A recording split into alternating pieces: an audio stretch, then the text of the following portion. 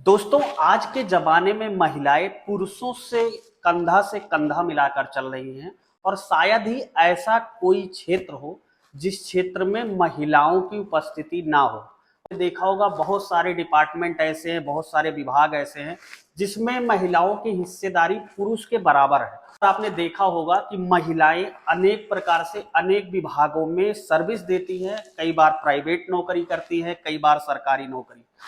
पर कई बार इसी नौकरी के दौरान महिलाओं से कई छोटी छोटी गलतियां हो जाती हैं। दोस्तों, जो आज की सच्ची कहानी है, इसमें भी एक महिला द्वारा एक छोटी गलती हो गई और उस छोटी गलती का खामियाजा उस महिला को अपनी जान गंवाकर चुकानी पड़ी। वो सच्ची कहानी वाकई में आपको बहुत हैरान और परेशान कर देगी। दोस्तों, वीडियो को शुरू करने से पहले आपसे मेरा बस छोटा सा विनम्र अनुरोध है कि आपने अगर अभी चैनल को सब्सक्राइब नहीं किया है तो चैनल को सब्सक्राइब कर लेना, साथ में बेल आइकन की बटन को प्रेस कर लेना, ताकि जब भी मैं ऐसी कहानियां सच्ची अपलोड करूं तो उसका नोटिफिकेशन सीधे आपके मोबाइल पर मिल जाए। तो आइए बिना देरी के शुरू करते हैं आज की कहानी को। दोस्तों, जो आज मैं आपको सच्ची कहानी सुनाने चल रहा हूँ, इस सच्ची कहानी है भारत का एक राज्य पड़ता है झारखंड, और झारखंड का ये जिला पड़ता है धनाबाद।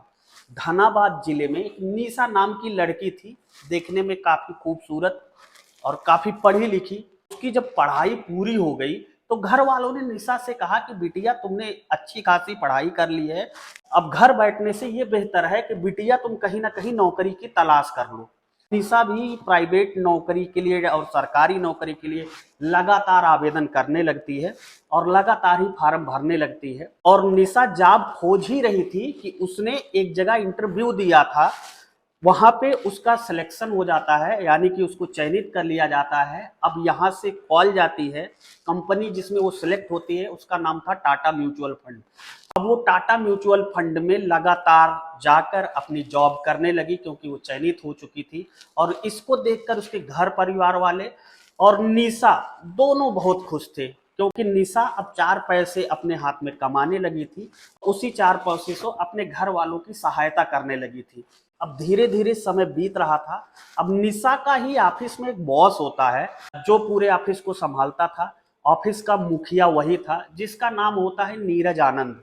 अब नीरज आनंद जब निशा बार बार ऑफिस आती, जितने दिन भी निशा आती ऑफिस, उसकी बुरी नजरें नीरज आनंद की, यानी कि उसके बॉस के, उसके ऊपर पड़ने लगती। अब धीरे धीरे क्या हुआ कि दोनों ने एक दूसरे का नंबर लिया, क्योंकि निशा नीरज आनंद के नीचे ही काम करती थी, इसलिए दोनों में सर सर कह के बात होती थी। निशा जब भी नीरज आनंद को बुलाना होता था तो सर कह के ही बुलाती थी। अब धीरे धीरे दोनों की दोस्ती प्यार में बदल गई और दोनों एक दूसरे से हमरिश्तर होने लगे। अब दोनों में शारीरिक संबंध भी बनने लगे थे। अब बात धीरे धीरे आगे बढ़ती रही, दोनों एक दूसरे के बेहद कब करीब आ गए, दोनों में से किसी को पता नहीं हुआ। नीरज आनंद जो टाटा म्यूचुअल फंड में निशा का बॉस था, वह शादीशुदा था, लेकिन वो निशा से अलग अलग समय में मिलता था। ये नीरज आनंद के घरवाली को ये सब कुछ भी नहीं पता था। अब कुछ दिन बाद धीरे धीरे निशा के घर वाले निशा पर शादी करने का दबाव बनाने लगते हैं, लेकिन निशा कहती है कि मैं शादी नहीं करूंगी। कहते हैं ना कि लड़की जात पराई होती है और घर वालों की एक नैतिक जिम्मेदारी होती है कि वो उसकी शादी करें। धीरे धीरे घर वाले निशा के लिए लड़का ढूंढना शुरू करते हैं। कुछ दिन बाद ही उनकी एक खोज पूरी हो जाती है और 7 दिसंबर 2023 को निशा की धूमधाम से शादी हो जाती है। निशा अपने ससुराल जा चुकी थी और नीरज आनंद ससुराल उसके पहुंचने के बाद भी लगातार उससे व्हाट्सएप पर चैटिंग, और जब भी वो अपने पति से फुर्सत पाती तब अपने बॉस नीरज आनंद, जो उसका तथाकथित प्रेमी था, उससे लगातार बातें करती ही रहती थी। अब नीरज आनंद को निशा से शारीरिक संबंध बनाने की आदत पड़ चुकी थी, इसलिए वो बार बार उससे कहता कि तुम एक दिन मुझसे मिलने चली आओ, लेकिन वो कहती मैं ससुराल में हूं, अगर ये बात मेरे ससुराल वालों को और मेरे पति को पता चल गई तो मैं ना घर की रहूंगी ना घाट की रहूंगी। लेकिन उसका बॉस नीरज आनंद कहता है कि जब तुम ससुराल से मायके आओगी तो मायके वाले तुम्हें लेने जाएंगे, तो तुम जब अपने मायके आ जाओगी तो तुम मुझसे मिलने जरूर आना। अब निशा कहती है कि ठीक है, मैं आपसे मिलने जरूर आऊंगी। अब दोनों में बातें होती है और वो कहता है निशा से कि अगर तुम मिलने आओगी तो मुझे प्यार की निशानी दोगी ना। तो निशा कहती हाँ बिल्कुल दूंगी।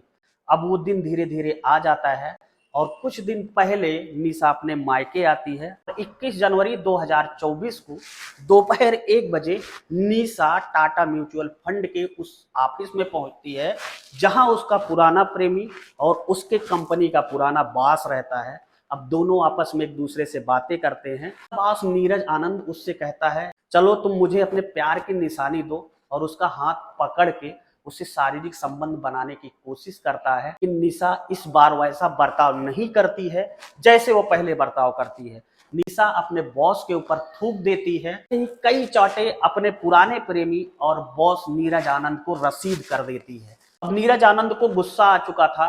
वो ऑफिस में जहां पे किचन होता है वहां से एक चाकू लाता है और देखते देखते निशा के ऊपर तबातोड़ चाकू से कई बार प्रहार कर देता है।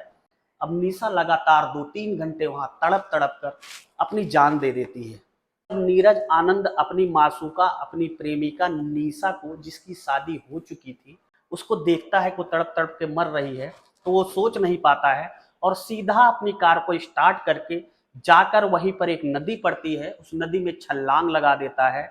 लेकिन गनीमत ये रही कि वहां पर कुछ लोगों ने उसको छलांग लगाते हुए देख लिया। तुरंत पुलिस को इत्तला किया। अब पुलिस तुरंत आती है और आनंद को जिंदा ही निकाल देती है। अब जब नीरज आनंद से पूछा जाता है तो उस जिले में 2 वारदातें हो चुकी थी। इधर नीरज आनंद पानी में कूद चुका था अपनी जान देने के लिए, एक महिला का मर्डर हो चुका था।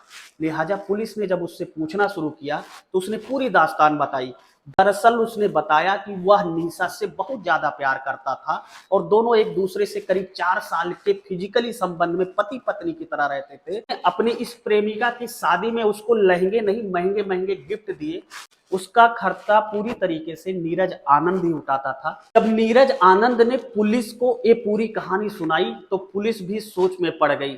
तो हमारे घर में बहन बेटियां हैं जो ऐसी कई जगह नौकरी पर जाती हैं, ये वीडियो उनको समर्पित कर दीजिएगा, उनको शेयर कर दीजिएगा कि आने वाले भविष्य में ऐसी छोटी गलतियां कभी भी किसी से ना हो जो उसकी जान पर बनाए। इस वीडियो को बनाने का मकसद किसी को हैरान करना या परेशान करना नहीं था। इस वीडियो को बनाने का मकसद सिर्फ बस इतना था कि आप हमेशा सतर्क रहें, जागरूक रहें, अपने आंख, कान, नाक, दिमाग सब कुछ खुले रखें, क्योंकि अनहोनी कभी भी किसी के साथ कभी भी घट सकती है। फिलहाल आपका पूरी कहानी के बारे में क्या कहना है? हमें अपने जीवन के अमूल्य पलों में से अपना 1 सेकंड टाइम निकालकर अपनी अमूल्य राय हमें कमेंट बॉक्स में जरूर बताएं।